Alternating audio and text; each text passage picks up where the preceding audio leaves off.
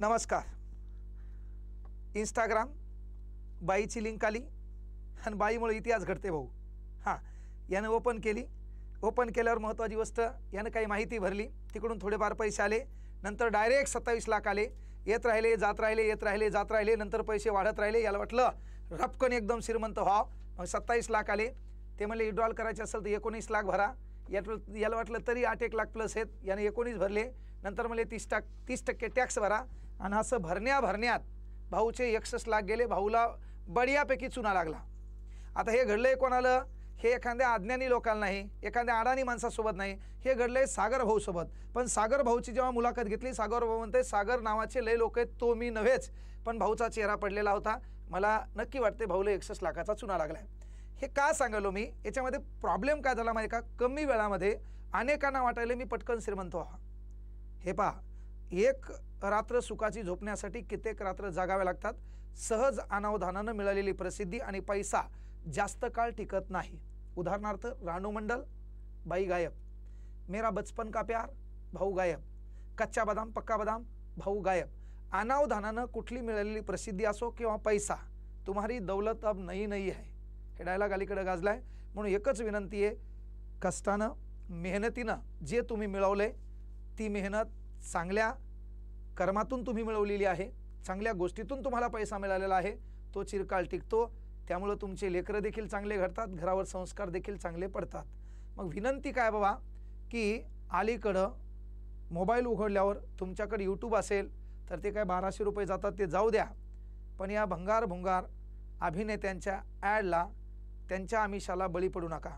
कारण पाहता, हे अजय भाऊ आहेत.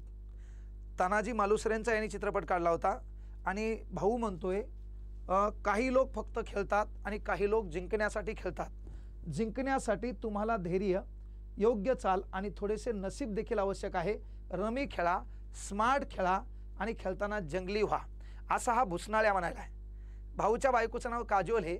ती अलीकडे कोणीकडे उड्या मारताना दिसायली. भाऊचं घरी कधीही लक्ष नाही आणि भाऊ म्हणतंय जंगली व्हा. आता वाघ घरी आणतो का तू जंगलात जातो, हा लय मोठा प्रश्न आहे. तर भुसनाळ्या, पहिल्या काळात आम्ही तुझ्या चित्रपट पाहिले, जीता था जिसके लिए, किसी के पास माचीस है, आम्हाला तुला आवडायचा. पण अलीकडं तू आता इमल खाऊन ती हे दातं सडविले, तुझी बायको तुला जवळ येऊ दे ना, आणि मग तियाकून आम्ही आदर्श काय घ्यायचा आणि तू आमच्यासाठी हिरो कसा रे? त्यानंतर आता हे जिथे खेळात कौशल्याला आहे सन्मान, तिथे फक्त जंगली रमीचं नाव. केळुकचंद, मला तर वाटतंय याच्या कपाळावरचे केस वरती करून याच्यावर 2-4 झापडा पाहिजे. म्हणजे छत्रपती शिवाजी महाराजांचा रोल करणारे तुम्ही काय शिकायचे तुमच्याकडून? तुम्ही आमचे हिरो कसे?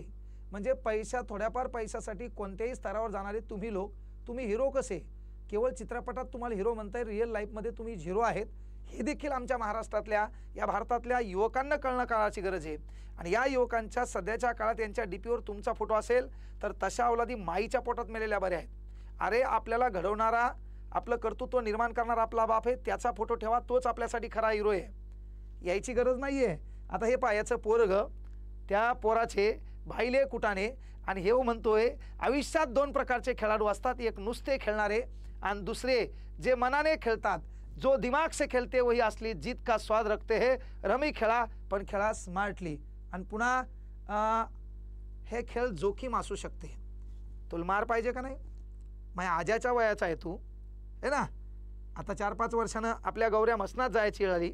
आपण काय महाराष्ट्राला पेरणार आहे? अरे तुम्ही मेल्यावर है ना 50-60 लोक आगाव तुमच्या मातीला यावे आणि कोणतरी म्हणावं काय ॲक्टर होता. जुने काळ पहा, ते हिरो पहा, त्याचा अभिनय पहा आणि तुमचे कुटाने पहा, है ना? झांगडगुता कार्यक्रम तुमचा झाला आहे. काय तुमच्याकडून अपेक्षा घ्यायची? आता मला सांगा, आता हे अशा लोकांच्या ॲडव्हर्टाईजला, जाहिरातीला बळी पडून बिनाकामी आपलं आयुष्य गुरफटून घेऊ नका. आणि एकदा कर्जाचा बोझा वाढला तर आपण कोण किंगफिशरवाला विजय मल्ल्या नाही की पळून जाऊन तिकडे एखादं नवीन दुकान तयार करू. आपल्या अवस्था ते होत नाही. मग असा फास आपल्याला गुंडाळू लागतो. तो जर गुंडाळू द्यायचा नसेल तर विनंती एकच आहे, कोणाला आदर्श म्हणायचं हे ठरवा. त्यानंतर अलीकडं 200-300K 400K आहे ना, 79-82K होऊन स्वतःला रील स्टार म्हणून मिळू नका. आपली जेवढी शेती आहे तेवढा काही लोकांचा धुरा आहे. मुलींना देखील विनंती आहे, आहे ना, लेस साडी कमरेच्या खाली करून आपला जो नाही तो भाग दाखवून उगे फॉलोअर वाढवण्याचा प्रयत्न करू नका. हा आदर्श महाराष्ट्र आहे, छत्रपती शिवाजी महाराजांचा महाराष्ट्र आहे, जिथं स्त्री जातीला सन्मान दिलाय. तो सन्मान आपल्याला जपता आला पाहिजे, ते तुम्ही करसाल. स्वतःला रील स्टार म्हणून समाजात खऱ्या अर्थानं आपण स्टार आहोत का? आरशात भांग पडताना आतला जो आपला चेहरा आहे त्या चेहऱ्याकडे पाहून जगत असताना आपण जे काम करतो ते जगात नंबर 1 करतो हा विश्वास आला पाहिजे. तसं जगलं पाहिजे, तसं वागलं पाहिजे, तर मनातल्या मनात म्हणता येईल I am a real star, I am not reel star. हे म्हणायचं असेल तर ते काम तुमचं भावनं तसं लागेल. आणि म्हणून ह्या छपरी लोकांनी ज्या ॲड केल्या, जंगली रमीच्या नवीन बूट नवीन गाडी आहे ना, या भिकार चोटाच्या नादी लागून यांना लय मोठं स्टार म्हणून महत्त्व देऊन यांच्या नादी लागून ड्रीम 11 असो किंवा जंगली रमी असो किंवा जे जे गेम असतील त्या गेममध्ये पैसे गुंतवून स्वतःच्या घराला आणि स्वतःच्या आयुष्याला बिनाकामी घोडे लावण्याचा प्रयत्न करू नका. विनंती एकच आहे, मायबाप कष्ट करून पैसा कमवतात आणि आमच्या जिल्ह्यात घडलेली घटना, पोरग 3 लाख रुपये जंगली रमीवर लावते आणि बापाला आत्महत्याची वेळ येते. ही वेळ आपल्या मायबापावर येऊ द्यायची नसेल तर आपल्या लेकराचे आदर्श कोण आहेत हे तपासणं काळाची गरज आहे. त्यानंतर तुम्ही पाहिलं असेल तर धोनी भाऊ तुम्ही चांगलं खेळतात, तुमचा शांत स्वभाव तुम्हाला भारतातले असंख्य युवक वर्ग डोक्यावर घेतात, चांगली गोष्ट आहे. पण तुम्ही तरी अशा गोष्टीची ॲड करून आमच्या आयुष्याला पाहिजे नाही तो प्राणी लावण्याचं काम करू नका. विनंती एक आहे, तुम्ही लय पैसे कमवलेत, प्रत्येक प्रकारच्या तुमच्याकडे गाड्या आहेत, तुम्ही जराशा या बाकीच्या ॲड ड्रीम 11 असो काही असो त्या बंद करसाल अशी तुमच्याकडून अपेक्षा आहे. नाही तर त्याचा फॅन वर्ग पुन्हा बोलायला तयार असतो. कारण आजकाल नेत्यापेक्षा बापाला आहे ना, बापापेक्षा नेत्याला आणि समाजापेक्षा पक्षाला मानणाऱ्या अवलादी जास्त असल्यामुळं खऱ्या अर्थानं आपलं नुकसान व्हायले. ही बाई मोबाईल ओपन केला, 1,15,000 लागले आहे ना, मी भिवंडीला राहते. हां ताई तुम्ही भिवंडीला राहा, बंगल्यात राहा, पण एकदा बंगल्याची शूटिंग टाका. नेमकं तुम्हाला कोणता बंगला आहे का, नेमकं चालू काय हे काळाची गरज आहे ना. विनंती आहे, असो बापा कोणाबद्दल काय बोलावं. आणि हे बाकीचे आता हे बाईल्या यानं बाईचा रोल केला होता आणि हे पण सांगायला आपल्याला हे गेम खेळा आणि पैसे भेटणार आहेत, हे का नाही. कधी अनावधानानं तुला एखादा चित्रपट भेटलाय, तू काहीतरी चांगलं पेरण्याचं काम कर, हे असे भंगार धंदे करू नको. हे कोण आहे काय माहीत आहे ना, याचं नाव बी मला माहीत नाही. हे बी म्हणते रमी कल्चर, याच्याबद्दल तर बोलायचंच नाही मला. तानाजी मालुसरेची ॲक्टिंग केली भाऊ ना, आणि आम्हाला सांगायला जंगली रमी. हां आता हे डुकर तोंड्या जंगली रमी पे आवना महाराज, याचे केस वरती करून कपाळावर टाईम लावून 20 मिनटं मार पाहिजे, रप रप रप है ना, माती केली पाहिजे ना. आता हे निस्ता हसतो झाकण जुल्या, याची ॲक्टिंग नाही काय नाही, बॉम्बला कोणता चित्रपट आलाय. मग तो भाऊ काम काय, तू महाराष्ट्रात राहतो, महाराष्ट्रात पहिलेच युवकांच्या हाताला काम नाही. मग त्याला वाटायला कमी वेळात पैसे मिटावं, त्याच्यात बापाकडून 2-3 हजार रुपये रपकन ते जंगली रमीत राहायले. त्याच्यात कुठतरी पैसा आला आणि पुन्हा गेला की तो डिप्रेशनमध्ये चालला. डिप्रेशनमध्ये त्या काळात त्याला कोणी साथ नाही दिली की त्याला मरण्याशिवाय पर्याय नाही. म्हणून तुम्ही आमच्यासाठी हिरो असाल तर हिरोसारखी चांगली ॲक्टिंग करा, कुठली ॲड करायची यावर विचार करा आहे ना. तुम्ही तंबाखूची ॲड करायली, गुटख्याची ॲड करायली आहे ना, आणि मग गुटख्याला तंबाखूवाल्याला पकडायला पोलीस प्रशासन आले. पहिल्यांदा यांना हाना की एवढ्या मोठ्या TV माध्यमातून हे जाहिरात करतात, तर यांना जाहिरात करण्याचं धाडस येतंय कुठून. मग कंपन्या बंद करा, म्हणजे दुखायले म्हशीचं इंजेक्शन वगैरे देऊ नका.